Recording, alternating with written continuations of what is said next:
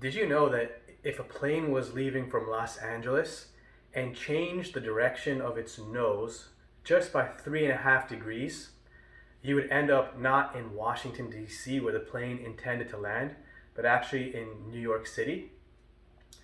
This example shows us that small changes that seem insignificant over a long period of time make a big difference in our lives. This is why Jesus tells us that those who are faithful in little are actually faithful in much. Because if we want to make big changes in our lives and follow the Lord in a very big and important way, we must start by doing small things well. Some of these small things in our life could be being faithful to prayer every day. It could also mean refraining from being critical of others, or in fact, saying a small word, of a kind word that someone you know may need to hear.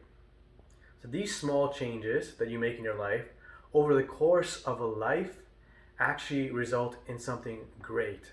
It results in us growing in holiness and growing in virtue. I think the heart of the gospel tells us not to be afraid to make small changes, because we might want to do big things, but big things always happen when we take small steps first.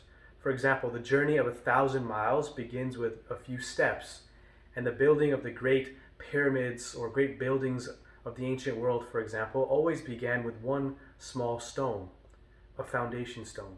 So let our foundation be doing small things with great love.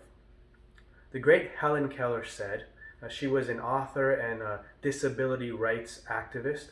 She said that I desire to do something great and noble, but I realize that I must do small things nobly and well. So brothers and sisters, let us follow her example and the example of Christ, who confirms for us today that our small actions have big consequences, and the small things we do in the grand scale of our lives and in the even grander scale of eternity have big consequences. May God bless you all.